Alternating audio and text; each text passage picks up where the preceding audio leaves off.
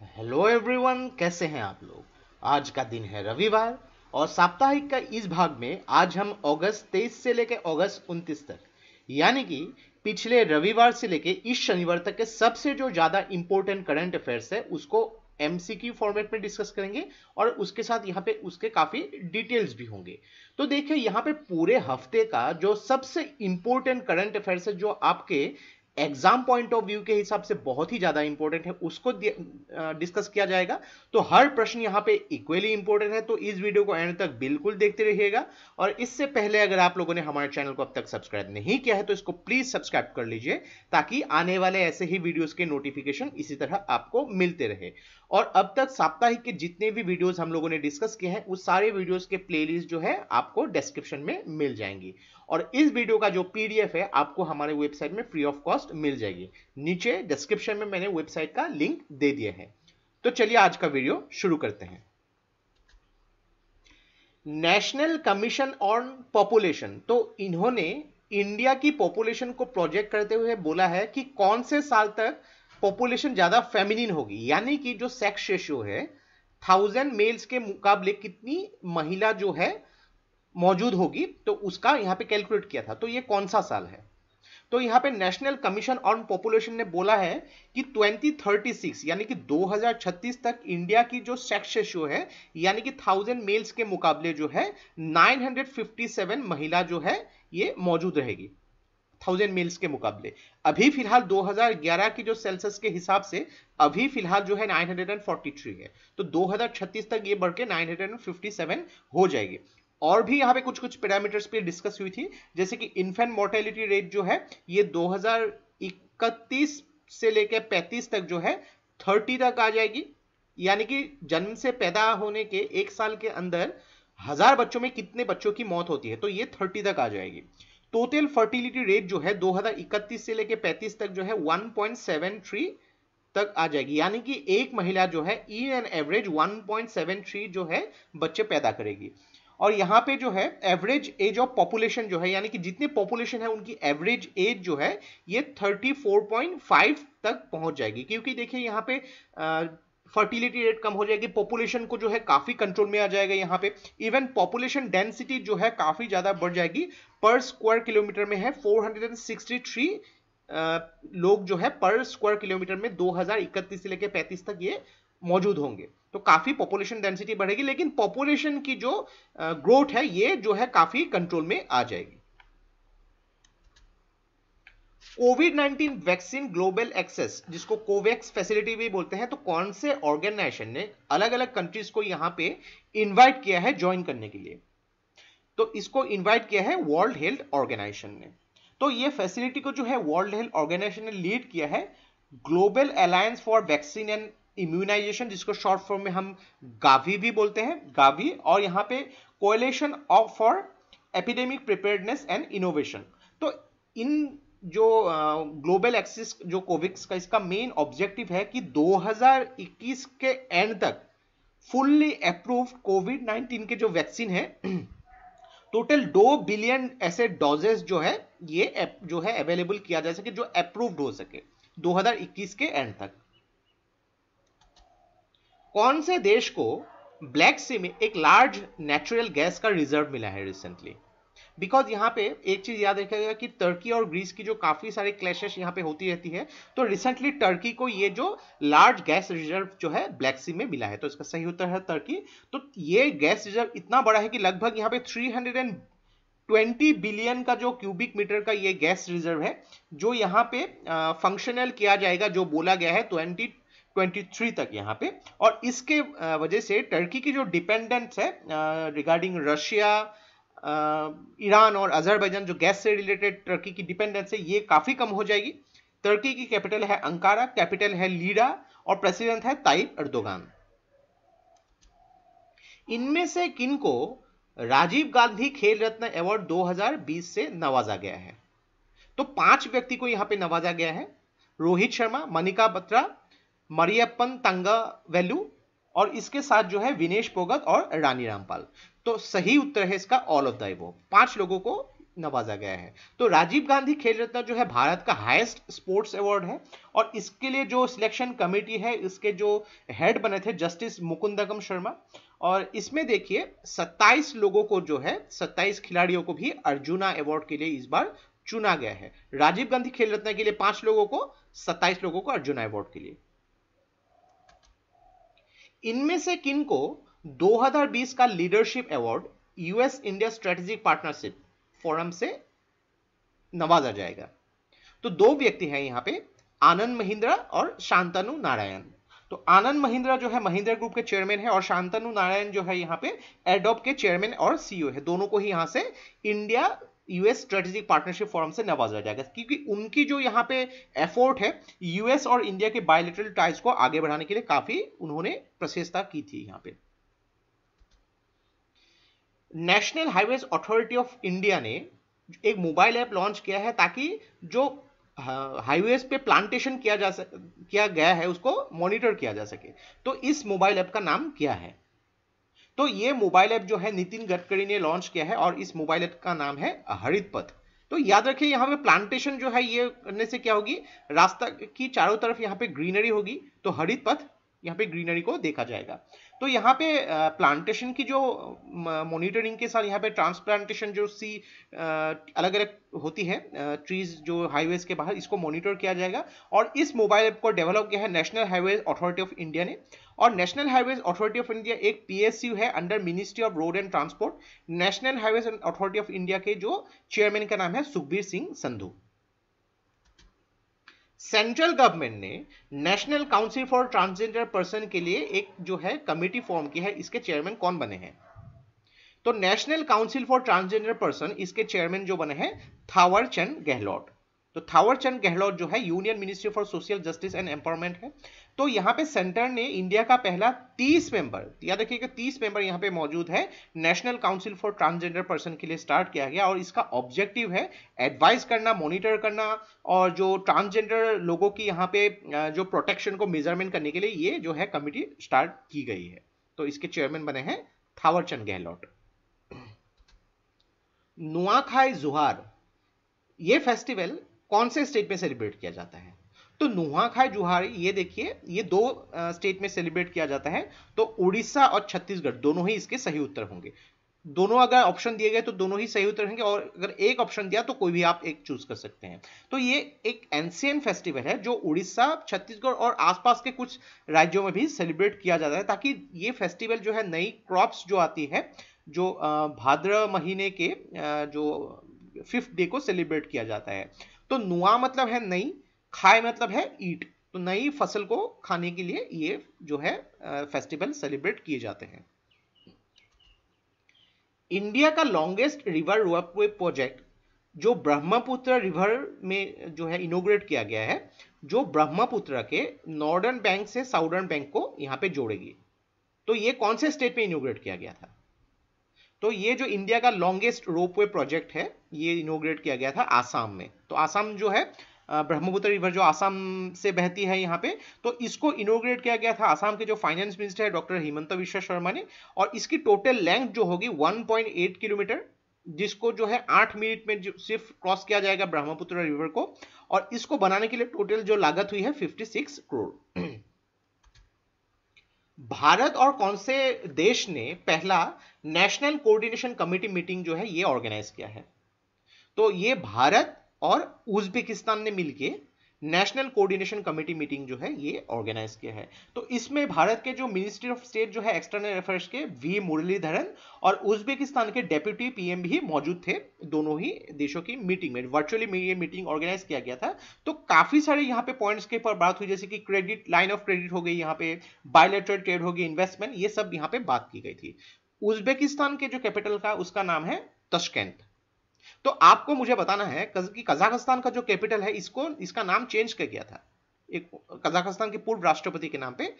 Kazakhstan का नया capital का नाम क्या है? द एनीवेयर स्कूल, ये इनिशिएटिव कौन से कंपनी ने लॉन्च किया है? तो ये इनिशिएटिव लॉन्च किया गया है गूगल के द्वारा। तो इसका सही उत्तर है गूगल। तो यहां पे द एनीवेयर स्कूल मतलब यह है कि लगभग 225 लगभग 250 कंट्रीज में जो है बच्चों को यहाँ पे पढ़ाने के लिए जो है स्कूल कॉलेज अभी बंद है। तो ये जो है एक ऐसा इनिशिएटिव है जहाँ पे स्टूडेंट्स जो है घर से ही पढ़ाई कर सकते हैं, यानी कि ऑनलाइन एजुकेशन सिस्टम यहाँ पे गूगल ने ये इनिशिएटिव इसको लॉन्च किया गया है। कौन से स्टेट गवर्नमेंट ने एक स्कीम लॉन्च किया है प्रमोशन ऑफ इंटेंसिव एक्वाकल्चर, जिसको बायोफ्लॉक टेक्नोलॉजी 2020-21 में इंट्रोड्यूस किया जाएगा। तो प्रमोशन ऑफ इंटेंसिव एक्वाकल्चर ये स्कीम लॉन्च किया है उड़ीसा के गवर्नमेंट ने। तो इसको उड़ीसा के जो fisheries and animal resource department ने लॉन्च किया है। तो इसका मेन एम जो है फिशरी सेक्टर में फिशरीज की जो प्रोडक्टिविटी और उड़ीसा को एक फिशरी सेक्टर में सेल्फ सफिशिएंट स्टेट बनाने के लिए। तो इसके लिए टोटल 3.10 करोड़ की जो है यहाँ पे प्लानिंग की गई थी। और रिसेंटली दिल्ली के गवर्नमेंट ने निर्माण मजदूर रजिस्ट्रेशन अभियान जो है ये शुरू किया है, ताकि जो मजदूरों के लिए यहाँ पे कंस्ट्रक्शन वर्कर लिए यहाँ पे जो है काम मिल सके।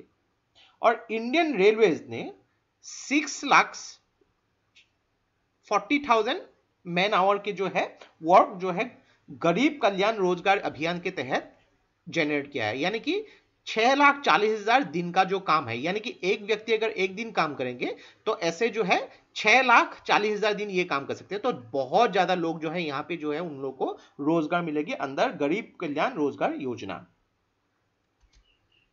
इनमें से किनको आईसीसी के इंटरनेशनल क्रिकेट काउंसिल के जो हॉल ऑफ फेम में जगह मिला है? तो 3 व्यक्ति यहां पे है, जैकस कलिस, लिजा स्थलेकर और सईद जहीर अब्बास। तो ऑल ऑफ द अबव इसका सही उत्तर है। जैकस कलिस ये जो है साउथ अफ्रीका के खिलाड़ी है, लिजा स्थलेकर जो है ये ऑस्ट्रेलिया के खिलाड़ी है, सईद जहीर अब्बास जो है पाकिस्तान के खिलाड़ी है। तो आईसीसी के जो हॉल ऑफ फेम में उन लोगों को जगह मिलती है जिनकी बहुत इलस्ट्रियस क्रिकेटिंग करियर था और उनकी जो क्रिकेट हिस्ट्री में उनकी नाम हमेशा ली जाएगी। तो इनको इस जगह पे जगह मिलती है।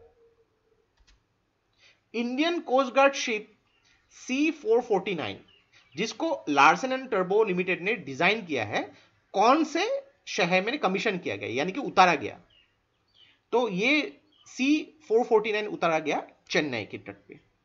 तो ये लॉन्च किया गया था तमिलनाडु के चीफ सेक्रेटरी के शनमुगम ने, और जो इंडियन कोस्ट गार्ड के जो चीफ है कृष्णस्वामी नटराजन।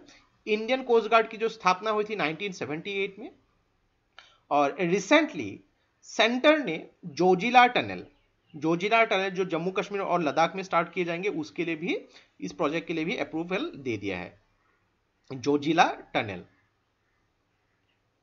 और रिसेंटली नितिन गडकरी ने 45 न्यू अलग अलग प्रोजेक्ट्स जो है हाईवे प्रोजेक्ट्स जो है मध्य प्रदेश में जो है इनोग्रेट किया गया है। तो देखिए यहाँ पे एक टाइप के जो क्वेश्चन है इसको हम लोग एक ही साथ डिस्कस करते हैं ताकि आप लोग को याद रखने में आसानी हो सके। इंडियन गवर्नमेंट ने 500 मिलियन लोन जो है एक एग्रीमेंट साइन किया है ताकि मुंबई के जो सब अर्बन रेलवे सिस्टम जो है इसकी क्वालिटी और सेफ्टी को बढ़ाया जा सके। तो ये कौन से बैंक के साथ ये एग्रीमेंट साइन किया है 500 मिलियन जो लोन? तो ये जो एग्रीमेंट साइन किया है एशियन इंफ्रास्ट्रक्चर इन्वेस्टमेंट बैंक। तो ये एग्रीमेंट में 4 पार्टीज है, एक तो है गवर्नमेंट ऑफ इंडिया, दूसरी गवर्नमेंट ऑफ महाराष्ट्र, तीसरी जो है मुंबई रेलवे विकास कॉर्पोरेशन और चौथा जो है एशियन इंफ्रास्ट्रक्चर इन्वेस्टमेंट बैंक। तो इसका मेन एम है कि नेटवर्क कैपेसिटी जो है इसको बढ़ाना, जर्नी की जो टाइम होती है यहाँ पे रेलवेज में इसको कम करना, यहाँ पे सर्विस क्वालिटी और सेफ्टी जो है सब अर्बन रेलवे स्टेशन को यहाँ पे बेहतर करना यहाँ पे। तो टोटल इसमें इन्वेस्टमेंट होगी $997 मिलियन और जिसमें एशियन इंफ्रास्ट्रक्चर इन्वेस्टमेंट बैंक जो है $500 मिलियन का यहाँ पे लोन देगी। बाकी $310 मिलियन जो देगी गवर्नमेंट ऑफ महाराष्ट्र और बाकी जो रह जाएंगे ये गवर्नमेंट ऑफ इंडिया प्रोवाइड करेगी। तो आपको मुझे कमेंट बॉक्स पे लिख के बतानी है एशियन इंफ्रास्ट्रक्चर इन्वेस्टमेंट बैंक का हेडक्वार्टर कहां पे है, ये आपको मुझे कमेंट बॉक्स पे लिख के बतानी है। इनमें से कौन से कंपनी ने नीति आयोग के वुमेन एंटरप्रेन्योरशिप जो प्लेटफॉर्म है इसमें वुमेन एंटरप्रेन्योर्स जो है उनको सपोर्ट करने के लिए यहाँ पे पार्टनरशिप किया है? कौन सी कंपनी ने? तो यहाँ पे नीति आयोग के यहाँ पे वुमेन एंटरप्रेन्योरशिप प्लेटफॉर्म के साथ पार्टनरशिप किया है टेक महिंद्रा ने। तो टेक महिंद्रा ने यहाँ पे जो है वुमेन ट्रांसफॉर्मेशन इंडिया जो अवार्ड विनर वाले वाली जो जीतने वाली महिला है उनको यहाँ पे चुना गया है। तो ये इनिशिएटिव के द्वारा जो एंटरप्रेन्योर्स है अलग अलग सेक्टर जैसे कि हेल्थ केयर हो, लाइफ साइंसेस हो, एग्रीटेक या फिर एजुकेशन में लोगों को यहाँ पे महिलाओं को चुना जाएगा और उनको यहाँ पे ट्रेनिंग दी जाएगी। और रिसेंटली हिमाचल प्रदेश के गवर्नमेंट ने एक एमओयू साइन किया है माइक्रोटेक के साथ, ताकि नए टेक्नोलॉजी जो इलेक्ट्रॉनिक्स और मैन्युफैक्चरिंग यूनिट जो है हिमाचल प्रदेश में लॉन्च किया जा सके।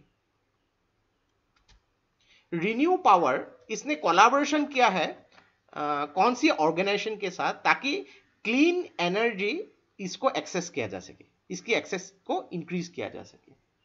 तो रिन्यू पावर इसने कोलैबोरेशन किया है United Nations Environmental Programme UNEP के साथ। तो इसका मेन ऑब्जेक्टिव है रिन्यूएबल एनर्जी और इंप्रूव एनर्जी एफिशिएंसी को बढ़ाना। और ये एमओयू जो है एक पार्ट है भारत का जो nationally determined contribution under Paris agreement. Paris agreement के बारे में बात हुई थी यहाँ पे 2015 में। कौन सी आईआईटी के स्टूडेंट्स ने 2020 QG इसको डिस्कवर किया है, जो एक क्लोजेस्ट नोन एस्टेरॉयड है जो रिसेंटली दुनिया के पास से गई थी। तो 2020 QG ये एक एसयूवी साइज का एस्टेरॉयड है जो अर्थ से सिर्फ 2950 किलोमीटर ऊपर से गई, लेकिन कुछ भी नुकसान नहीं हुआ इससे अर्थ को। तो इसको जो है आईआईटी बॉम्बे के स्टूडेंट्स ने इसको डिस्कवर किया था। और भारत के पहले जो मल्टी वेवलेंथ सैटेलाइट ऑब्जर्वेटरी है जिसका नाम है एस्ट्रोसैट, भारत का पहला मल्टी वेवलेंथ सैटेलाइट ऑब्जर्वेटरी। तो इसने एक गैलेक्सी जो है जिसका नाम है AUD-FS01, तो इस गैलेक्सी से आई हुई एक लाइट को डिटेक्ट किया है। कौन सी ऑर्गेनाइजेशन ने virtual Indo Japanese business forum को वर्चुअली ऑर्गेनाइज किया था? तो इसको वर्चुअली ऑर्गेनाइज किया गया था इंडियन चैंबर ऑफ कॉमर्स ने। तो यहां पे कर्नाटका के जो सीएम है VS येदियुरप्पा, तो इन्होंने इंडो जापान बिजनेस फोरम को ऑर्गेनाइज किया गया था इंडियन चैम्बर्स ऑफ कॉमर्स के द्वारा। तो यहाँ पे गवर्नमेंट ऑफ कर्नाटका ने 519 एकड़ की जमीन को जो यहाँ पे चुना है, ताकि जापानीज एंटरप्रेन्योर्स जो जापानीज यहाँ पे जो इंडस्ट्रियल टाउनशिप जो है यहाँ पे इन्वेस्ट किया जा सके। तो इसका सही उत्तर है इंडियन चैम्बर्स ऑफ कॉमर्स। कौन सा महादेश यानी कि कौन सा कॉन्टिनेंट को पोलियो फ्री डिक्लेयर किया गया वर्ल्ड हेल्थ ऑर्गेनाइजेशन के द्वारा अगस्त 2020 में? तो ये जो कॉन्टिनेंट है अफ्रीका। तो ये डिक्लेयर किया गया अफ्रीका रीजनल सर्टिफिकेशन कमीशन के द्वारा, जो यहाँ पे पोलियो जो है अफ्रीका को यहाँ पे खत्म करने के लिए काम करती है अंडर WHO। तो इन्होंने इसको डिक्लेयर किया गया था। और यहाँ पे अभी जो है पोलियो वायरस सिर्फ अफगानिस्तान और पाकिस्तान में ही पूरी दुनिया में मौजूद है। WHO के जो हेड है उनका नाम है टेड्रोस अधानम, और इसकी स्थापना हुई थी 1948 में, और इसका हेडक्वार्टर है जेनीवा स्विट्जरलैंड में। इसरो ने एक एग्रीमेंट साइन किया है कौन से इंस्टीट्यूट के साथ, तो कि यहाँ पे इनोवेशन कम इंक्यूबेशन सेंटर जो है स्पेस रिसर्च के लिए प्रमोट किया जा सके। तो ये जो इंस्टीट्यूट है Veer Surendra Sai university of technology, तो इसने इसरो के साथ एग्रीमेंट साइन किया है। और ये यूनिवर्सिटी मौजूद है उड़ीसा में, ताकि यहाँ पे इनोवेशन कम इंक्यूबेशन सेंटर जो है स्टार्ट किया जा सके, ताकि स्पेस रिसर्च में जो है यहाँ पे महत्व मिल सके, इसमें जो है एंकरेज मिल सके। कौन सी स्टेट गवर्नमेंट ने एक MOU साइन किया है M3M फाउंडेशन के साथ, ताकि जो भी स्टूडेंट्स है उन लोगों को गवर्नमेंट जॉब मिल सके?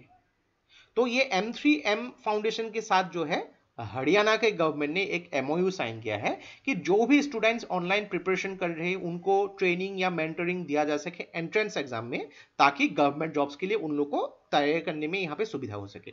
तो यहाँ पे हरियाणा गवर्नमेंट का टारगेट है कि नेक्स्ट जो 2 साल में लगभग 1 लाख जो स्टूडेंट्स है उन लोग को स्टेट के अंदर या फिर बाहर जो है गवर्नमेंट जॉब्स मिल सके। तो ये टारगेट है हरियाणा गवर्नमेंट।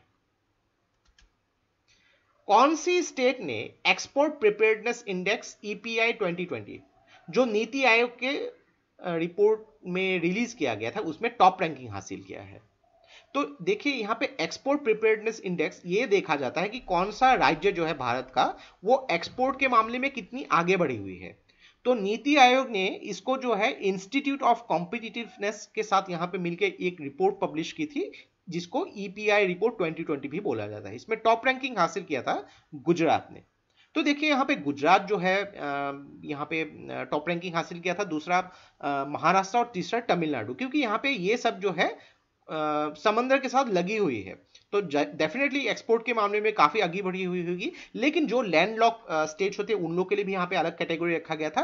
तो लैंडलॉक स्टेट्स में जो है टॉप रैंकिंग हासिल किया था राजस्थान ने, जो लैंडलॉक स्टेट्स, क्योंकि यहाँ पे जो है उन लोग को डिपेंडेंट होना पड़ता है जो समंदर के साथ लगी हुई स्टेट्स के साथ यहाँ पे। और जो अगर बात करेंगे हिमालयन स्टेट्स के, अगर बात करेंगे टॉप रैंकिंग हासिल हुआ था उत्तराखंड, क्योंकि हिमालयन स्टेट्स के जो है लैंड लॉक जो यहाँ पे उनकी लॉजिस्टिक्स का काफी इफेक्ट होता है, ये भी प्रॉब्लम होती है। और यूनियन टेरिटरी में टॉप रैंकिंग हासिल हुआ था दिल्ली को। कौन से स्टेट के महिलाओं ने प्रधानमंत्री मुद्रा योजना के लोन बेनिफिशियर्स के अंदर सबसे ज्यादा लोन जो है एक्सेस किया है? यानी कि प्रधानमंत्री मुद्रा योजना जो 2015 में जो है लॉन्च किया गया था, लोन दिया गया था, इसमें कौन से राज्य के महिलाओं ने सबसे ज्यादा लोन लिया है? तो इसमें सबसे ज्यादा लोन लिया है तमिलनाडु के महिलाओं ने। तो यहाँ पे 31 मार्च 2020 तक ये जो रिपोर्ट पब्लिश किया गया था, मिनिस्ट्री ऑफ फाइनेंस ने राज्यसभा को ये रिपोर्ट पेश की थी। तो इसमें तमिलनाडु ने अब तक जो है 58,277 करोड़ प्रधानमंत्री मुद्रा योजना से ये लोन लिया हुआ है। तो तमिलनाडु के बाद दूसरा रैंकिंग है वेस्ट बंगाल, फिर कर्नाटका, बिहार और महाराष्ट्र, जो महिलाओं के स्टार्टअप से जो है इतने लोन यहां से एक्सेस किए हैं। और ये स्कीम जो है प्रधानमंत्री मोदी ने 2015 के अप्रैल महीने में इसको लॉन्च किया था। 5 साल इसके हो गए हैं। कौन सी कंपनी ने वेंडर परफॉर्मेंस इवैल्यूएशन सिस्टम जो है इसको लॉन्च किया है ताकि transparent and comprehensive performance rating system को एस्टेब्लिश किया जा सके? तो वेंडर परफॉर्मेंस इवैल्यूएशन सिस्टम इसको लॉन्च किया है national highways authority of India ने। तो ये एक transparent and comprehensive performance rating system है ताकि जो कंसल्टेंट्स है, कॉन्ट्रैक्टर्स है या फिर कॉन्सेसरीज है, यहाँ पे उनको ट्रांसपेरेंट रेटिंग सिस्टम प्रोवाइड किया जा सके। कौन से पहले तेज गेंदबाज है? देखिए यहाँ पे तेज स्पिन, जो फास्ट बॉलर और स्पिन बॉलर दोनों अलग अलग होते हैं यहाँ पे। तो फास्ट बॉलर कौन से हैं जिन्होंने पहली बार टेस्ट क्रिकेट में 600 विकेट लिए हैं? तो इनका नाम है जेम्स एंडरसन। ये इंग्लैंड के खिलाड़ी है। इंग्लैंड और पाकिस्तान के बीच में जो हाल ही में टेस्ट क्रिकेट हुई थी, तो यहां पे उन्होंने 600 विकेट हासिल कर लिए हैं। तो ये दुनिया के पहले फास्ट बॉलर है जिन्होंने 600 विकेट हासिल किए हैं। तो इससे पहले 3 गेंदबाजों ने ऑलरेडी 600 विकेट हासिल कर लिया है टेस्ट क्रिकेट में, इंटरनेशनल टेस्ट क्रिकेट में। सबसे ज्यादा विकेट जो हासिल किए हैं श्रीलंका के मुथैया मुरलीधरन ने। ये सब स्पिन गेंदबाज है। दूसरी रैंकिंग में है शेन वॉर्न ऑस्ट्रेलिया के 708 विकेट, और अनिल कुंबले ने 619 विकेट भारत के लिए हैं। तीनों के तीनों ये जो स्पिन गेंदबाज है। तो फोर्थ रैंकिंग में सबसे ज्यादा विकेट लेने वाले में है जेम्स एंडरसन, जो एकमात्र फास्ट गेंदबाज है जिन्होंने 600 विकेट लिए हैं। और स्पोर्ट्स से रिलेटेड और एक न्यूज है कि पौलोमी घटक जो 7 बार टेबल टेनिस के नेशनल चैंपियन है, उन्होंने रिसेंटली रिजाइन किया है, या रिजाइन नहीं मतलब रिटायरमेंट लिया है। पौलोमी घटक 7 टाइम्स टेबल टेनिस के नेशनल चैंपियन। इनमें से किन्होंने नेशनल जीआईएस यानी कि जियोग्राफिक इंफॉर्मेशन सिस्टम जो अलग अलग 6 स्टेट्स में इसको लॉन्च किया है? तो इसको लॉन्च किया है union ministry for commerce and industry, Piyush Goyal ने। वर्चुअली इसको जो है लॉन्च किया गया था, नेशनल जीआईएस फॉर 6 स्टेट्स। तो ये स्टेट्स ये सिस्टम के जरिए जो integration of industrial information system IIS जिसको बोला जाता है, ये अलग अलग स्टेट के जीआईएस सिस्टम के साथ यहाँ पे लिंक किया जाएगा। तो ये प्लेटफॉर्म जो है अलग अलग इंडस्ट्री के जो इंडिया के अंदर इसकी जो है वन स्टॉप सॉल्यूशन के हिसाब से काम करेगी, ताकि फ्री और इजी एक्सेस जो है इंडस्ट्री के अलग अलग इंफॉर्मेशन को प्राप्त किया जा सके, जिसको शॉर्ट फॉर्म में नेशनल जीआईएस भी बोलते हैं। और इसको लॉन्च किया है पीयूष गोयल ने। कौन सी स्टेट यूनियन टेरिटरी के गवर्नमेंट ने healthy body healthy mind campaign students के लिए स्टार्ट किया है? तो healthy body healthy mind campaign ये स्टार्ट किया है दिल्ली के गवर्नमेंट ने। तो इसका सही उत्तर है दिल्ली। तो यहां पे जो भी स्टूडेंट्स है उनकी जो यहाँ पे लॉकडाउन के दौरान घर में बैठी हुई है, तो यहाँ पे उनके लिए ये स्टार्ट किया गया है। और यहाँ पे हेल्दी बॉडी हेल्दी माइंड का एक यूट्यूब चैनल भी स्टार्ट किया गया है। तो यहाँ पे जो भी बच्चे हैं उन लोग को वेडनेसडे को दौरान एक जो है यहाँ पे कार्यक्रम आएगा जहाँ पे उन लोग अपनी फिटनेस के बारे में भी ध्यान रख सकते हैं। तो इसका सही उत्तर है दिल्ली। कौन सी ऑर्गेनाइजेशन ने एक रिपोर्ट रिलीज किया है, कोविड-19 are children able to continue learning during school closures?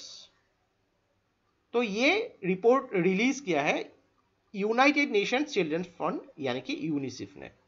तो इस रिपोर्ट में बोला गया है कि लगभग 1/3 स्टूडेंट यानी कि 460 मिलियन स्टूडेंट जो है जिनको यहाँ पे रिमोट एक्सेस नहीं मिला है बिकॉज ऑफ कोविड-19 की वजह से, जो भी स्कूल्स बंद हो गई है उन लोगों को यहाँ पे जो है रिमोट एक्सेस यानी कि जो ऑनलाइन लर्निंग का यहाँ पे सुविधा नहीं मिला है। तो बहुत ज्यादा अमाउंट है, तो इसके बारे में यहाँ पे यूनिसेफ ने मेंशन किया गया है। कौन सी कंपनी ने नेपाल के सस्तो दिल एक नई मार्केट एमएसएमईज के लिए कोलैबोरेट किया है? तो ये कंपनी है फ्लिपकार्ट। तो फ्लिपकार्ट ने यहाँ पे स्ट्रेटेजिक पार्टनरशिप किया है नेपाल के सस्तो दिल के साथ। तो यहाँ पे फ्लिपकार्ट के जो सेलर्स है यहाँ पे नेपाल के ई कॉमर्स मार्केट में यहाँ पे उन लोग एक्सेस ले सकते हैं। सस्तो दिल ये नेपाल का है। Association of Indian football coaches, इन्होंने कौन सी देश के जो फुटबॉल कोचेस के एसोसिएशन के साथ रिसेंटली एक एमओयू साइन किया है? तो association of Indian football coaches ने एक एमओयू साइन किया है ऑस्ट्रेलिया के फुटबॉल कोचेस के साथ। तो इसका सही उत्तर है ऑस्ट्रेलिया। तो यहाँ पे इंडियन फुटबॉल को यहाँ पे जो है ऑस्ट्रेलियन फुटबॉल से यहाँ पे जो कोचेस के द्वारा मदद मिलेगी इंडियन फुटबॉल को आगे बढ़ाने के लिए। तो आपको मुझे बतानी है इंडियन फुटबॉल फेडरेशन के जो है इसके प्रेसिडेंट कौन है, इसका नाम मुझे आपको कमेंट बॉक्स पे लिख के बतानी है। 2020 का इंटरनेशनल बुकर प्राइज किसको मिला है? तो ये बुक जो लिखा था द डिस्कम्फर्ट और ऑफ इवनिंग, तो ये जो 2020 का इंटरनेशनल बुकर प्राइज मिला है मायरिक लुकास रिजनेवेल्ट को। तो ये एक डच राइटर है जिनकी उम्र जो है सिर्फ 29 साल है और ये जो है 29 साल में उनको ये इंटरनेशनल बुकर प्राइज मिला है for the book discomfort of everything के लिए। सबसे यंगेस्ट है अभी तक जीतने वाली। तो देखिए यहाँ पे इंटरनेशनल बुकर प्राइज और बुकर प्राइज में डिफरेंस होती है।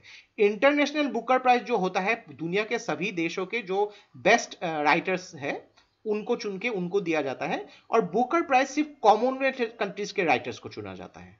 यानी कि जो कॉमनवेल्थ कंट्रीज है उनके राइटर्स, अगर सबसे बेस्ट राइटर्स उनके बीच में चुन के उनको बुकर प्राइज दिए जाते हैं। तो पिछले साल जो इंटरनेशनल बुकर प्राइज मिला था जोखा अल्हाटी को, उनके जो बुक है सेलेस्टियल बॉडीज के लिए।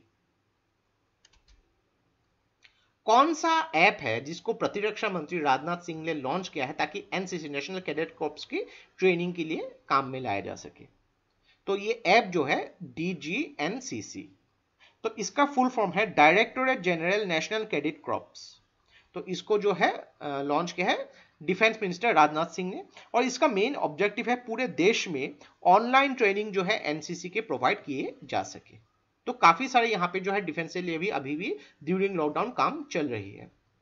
तो ये था हमारा पूरा हफ्ता का जो करंट अफेयर्स के जो एमसीक्यू, बहुत सारे क्वेश्चंस हम लोगों ने डिस्कस किए यहाँ पे।